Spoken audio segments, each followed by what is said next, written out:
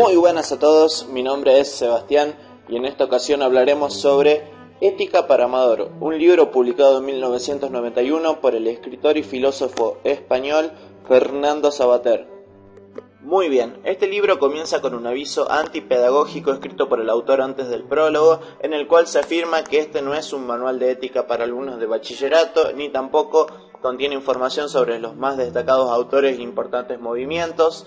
Tampoco se trataría de un recetario de respuestas moralizantes a los problemas cotidianos que uno puede encontrarse. Este libro no es más que eso, solo un libro, personal, subjetivo y universal, como la relación que une a un padre con su hijo. Ha sido pensado y escrito para que puedan leerlo los adolescentes y su objetivo no es fabricar ciudadanos bien pensantes, sino estimular el desarrollo de libre pensadores. Bueno, sin más rodeos, vamos a lo que nos compete. Vamos a hacer un breve repaso por los 3 primeros capítulos de Ética para Amador. Capítulo 1. ¿De qué va la ética? Aquí se plantea que entre todas las ciencias y saberes que existen en el mundo, hay cosas que se estudian por simple interés de saber cosas nuevas y otras en cambio para aprender una destreza que nos permita hacer o utilizar algo. Pero si no sentimos curiosidad ni necesidad de realizar tales estudios, podemos prescindir tranquilamente de ellos. Nadie es capaz de saberlo todo, pero ahora bien, otras cosas hay que saberlas porque en ello, como suele decirse, se nos va la vida. En una palabra, entre todos los saberes posibles que existen, al menos uno es imprescindible, el de que ciertas cosas nos convienen y otras no. Sin embargo, a veces las cosas no son tan sencillas. Hay cosas que en unos aspectos son buenas, pero en otras malas. Nos convienen y a la vez no nos convienen. En el terreno de las relaciones humanas, estas ambigüedades se dan aún con mayor frecuencia, como por ejemplo la mentira. La mentira es algo en general malo, porque destruye la confianza en la palabra y todos necesitamos hablar para vivir en sociedad. También enemista a las personas, pero a veces parece que puede ser útil o beneficioso mentir para obtener alguna ventaja o incluso para hacerle un favor a alguien. Por ejemplo, ¿es mejor decirle al enfermo de cáncer incurable la verdad sobre su estado o se le debe engañar para que pase sin angustia sus últimas horas? La mentira no nos conviene, es mala, pero a veces parece resultar buena. ¿Se comprende? Habiendo concluido esta idea, otro punto muy importante a tener en cuenta es que lo único que a primera vista todos estamos de acuerdo es en que no estamos de acuerdo con todos. Pero también hay que tener en cuenta que estas opiniones distintas coinciden en otro punto, en que nuestra vida es, sea lo que sea, resultado de lo que cada cual quiere. Si nuestra vida fuera algo completamente determinado y fatal, estas discusiones carecerían del más mínimo sentido. También hay cosas que nadie discute, como por ejemplo si las piedras deben caer hacia arriba o hacia abajo, o si los castores hacen presas en los arroyos y las abejas panales en celdillas hexagonales. Estas cosas son dadas por la naturaleza de manera irremediable. Ahora bien, voy a contarles un caso bastante dramático. Ya conocen a las termitas, esas hormigas blancas que en África levantan impresionantes hormigueros de varios metros de alto y que son duros como la piedra. Dado que el cuerpo de las termitas es blando, el hormiguero les sirve de caparazón colectivo contra ciertas hormigas enemigas que están mejores armadas que ellas. Pero a veces, uno de esos hormigueros se derrumba. Ya sea por culpa de una riada o de un elefante que a veces les gusta rascarse los flancos contra estos termiteros, enseguida, las termitas obreros se tienen que poner a trabajar para reconstruir su fortaleza dañada a toda prisa. Las grandes hormigas enemigas se lanzan al asalto y las termitas soldados salen a defender a su tribu e intentan detener a las enemigas. Como ni por tamaño ni por armamento pueden competir contra ellas, se cuelgan de las asaltantes intentando frenar todo lo posible su marcha, mientras las feroces mandíbulas de sus asaltantes las van despedazando. Las obreras trabajan a toda celeridad y se ocupan de cerrar otra vez el termitero destruido, pero lo cierran dejando afuera a las pobres y heroicas termitas soldados. que sacrifican sus vidas por la seguridad de las demás. ¿No merecen acaso una medalla, por lo menos? ¿No es justo decir que son valientes? Ahora cambiando de escenario, pero no de tema, en la Ilíada, Homero cuenta la historia de Héctor, el mejor guerrero de Troya, quien espera a pie firme a las afueras de la muralla de su ciudad Aquiles, el enfurecido campeón de los aqueos, aun sabiendo que éste es más fuerte que él y que probablemente va a matarle. Lo hace por cumplir su deber, que consiste en defender a su familia y a sus ciudadanos del terrible asaltante. Nadie duda de que Héctor es un héroe, un auténtico valiente. Pero, ¿es Héctor heroico y valiente del mismo modo que las termitas soldado? ¿Por qué nos parecería su valor más auténtico y más difícil que el de los insectos? ¿Cuál es la diferencia entre un caso y otro? Bueno, sencillamente la diferencia estriba en que las termitas soldado luchan y mueren porque tienen que hacerlo, sin poderlo remediar, como la araña que se come una mosca. Héctor, en cambio, sale a enfrentarse con Aquiles porque quiere. Aquí es donde llegamos a la palabra fundamental de todo este embrollo: libertad. Cierto es que no podemos hacer cualquier cosa que queramos, pero también cierto es que no estamos obligados a querer hacer una sola cosa. Y aquí nos conviene señalar dos aclaraciones respecto a la libertad. La primera es que no somos libres de elegir lo que nos pasa, sino libres para responder a lo que nos pasa de tal o cual modo. La segunda es que ser libres para intentar algo no tiene nada que ver con lograrlo indefectiblemente. No es lo mismo la libertad que la omnipotencia. Capítulo 2. Órdenes, costumbres y caprichos. En nuestra realidad van a existir muchas fuerzas que limitan nuestra libertad. Podríamos decir que uno es libre porque no le queda otro remedio más que serlo. Uno es libre de optar en circunstancias que quizás no ha elegido padecer. Es así entonces que por lo general uno se pasa la vida realizando elecciones en torno a lo que nos conviene y no nos conviene hacer. Aunque también, siendo sincero, la gran mayoría de nuestros actos diarios los realizamos como casi automáticamente, sin pensarlo demasiado.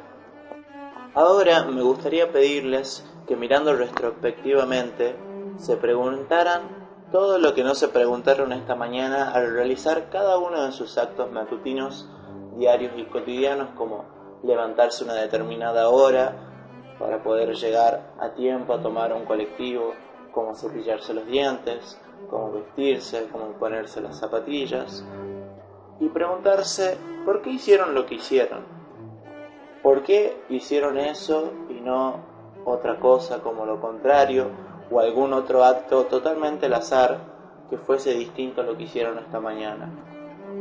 Para encontrar una respuesta adecuada a esta pregunta, es necesario que podamos reconocer los diferentes tipos de motivaciones que encontramos en nuestros actos diarios. Por ejemplo, uno de los tipos de motivaciones que podemos reconocer es el de un agente externo que nos manda a hacer tal o cual cosa, como por ejemplo llegar horario a un trabajo, cumplir con tareas educativas en un lapso de tiempo determinado, etc. A estos motivos les llamaremos órdenes. En otras ocasiones, el motivo suele ser que siempre haces ese mismo gesto y ya lo repites casi sin pensar. Como por ejemplo, nos levantamos y nos cepillamos los dientes, nos lavamos la cara, nos colocamos el calzado y nos vestimos para salir a la calle. Estos motivos también están pujados al ver que a nuestro alrededor todo el mundo se comporta así habitualmente. A este juego de motivos los llamaremos costumbres. En otros casos, el motivo parece ser la ausencia de motivo, el que te apetece así sin más, la pura gana. Como por ejemplo, ir caminando por la calle dando puntapiés a una lata que nos cruzamos en el camino. ¿Estás de acuerdo en que llamaremos caprichos al porqué de estos comportamientos? La primera pregunta que se me ocurre plantear sobre estos motivos es: ¿qué fuerza te obliga a actuar cada uno? porque no todos tienen el mismo peso en cada ocasión. Las órdenes, por ejemplo, sacan su fuerza en parte del miedo que puedes tener a las terribles represalias que tomaré contra ti si no me obedeces. También, desde luego, porque esperas algún tipo de recompensa si cumples como es debido, como por ejemplo pagas, regalos, etc. Las costumbres, en cambio, vienen más bien de la comodidad de seguir la rutina en ciertas ocasiones y también de tu interés de no contrariar a los otros, es decir, de la presión de los demás. Las órdenes y las costumbres tienen una cosa en común: parece que vienen de fuera, que se te imponen sin pedirte permiso. En cambio, los caprichos te salen de dentro, brotan espontáneamente sin que nadie te los mande, ni a nadie que en principio creas imitarlos. Capítulo 3. Haz lo que quieras. Aquí se plantea que en ocasiones realmente importantes o cuando nos tomamos verdaderamente en serio lo que vamos a decidir, todas estas motivaciones corrientes nos resultan insatisfactorias. Vamos, que saben a poco, como suelen decirse. Todo esto tiene que ver con la cuestión de la libertad, que es el asunto del que se ocupa propiamente la ética. Libertad es poder decir sí o no, lo hago o no lo hago, digan lo que digan mis jefes o los demás. Esto me conviene y lo quiero, aquello no me conviene y por lo tanto no lo quiero. Libertad es decidir, pero también, no lo olvides, darte cuenta de que estás decidiendo. Lo más opuesto a dejarse llevar, como podrás comprender. Y para no dejarte llevar, no tienes más remedio que intentar pensar al menos 2 veces lo que vas a hacer. La primera vez que pienses el motivo de tu acción, te preguntarás, ¿por qué hago esto? Si lo pensamos por segunda vez, la cosa ya varía. Esto lo hago porque me lo mandan, pero ¿por qué obedezco a lo que me mandan? ¿Por miedo al castigo o por esperanza de un premio? ¿No estoy entonces como esclavizado por quien me manda?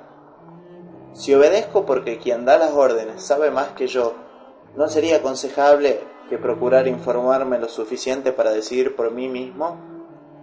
Y si me mandan cosas que no me parecen convenientes, como cuando le ordenaron al comandante nazi eliminar a los judíos del campo de concentración, ¿acaso no puede ser algo malo, es decir, no conveniente para mí, por mucho que me lo manden, o bueno y conveniente aunque nadie me lo ordene?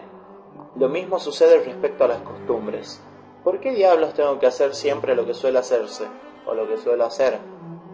En resumidas cuentas, puede haber órdenes, costumbres y caprichos que sean motivos adecuados para obrar, pero en otros casos no tiene por qué ser así. Sería un poco idiota querer llevar la contraria a todas las órdenes y a todas las costumbres, como también a todos los caprichos.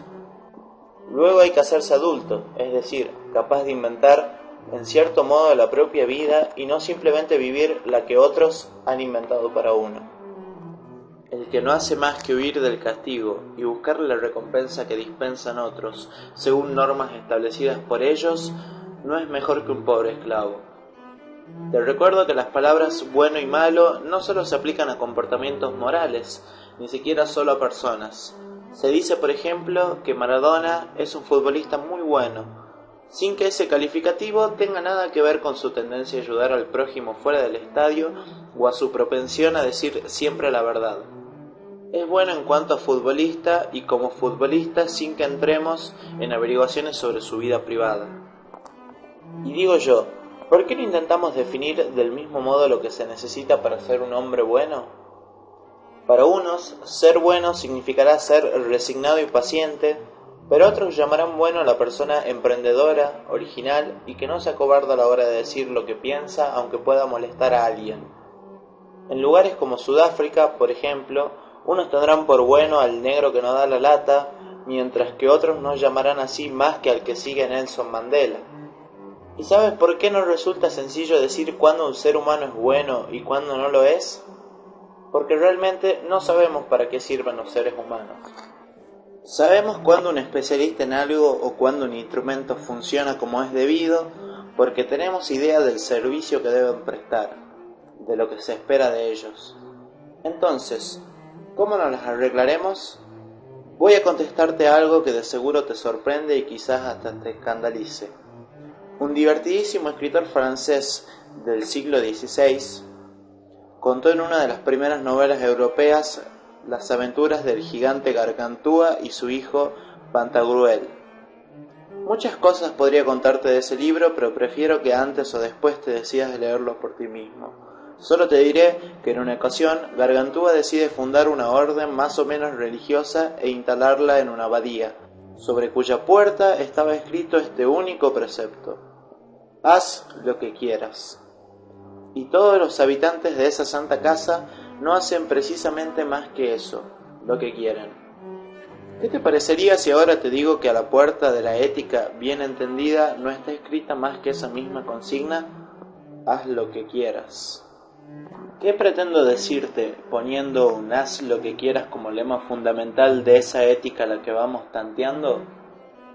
Si deseas saber en qué puedes emplear mejor tu libertad, no la pierdas poniéndote ya desde el principio al servicio de otro o de otros.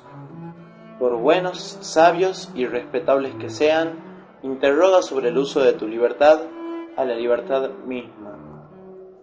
La aparente contradicción que encierra ese haz lo que quieras no es sino un reflejo del problema esencial de la libertad misma, a saber, que no somos libres de no ser libres, que no tenemos más remedio que serlo.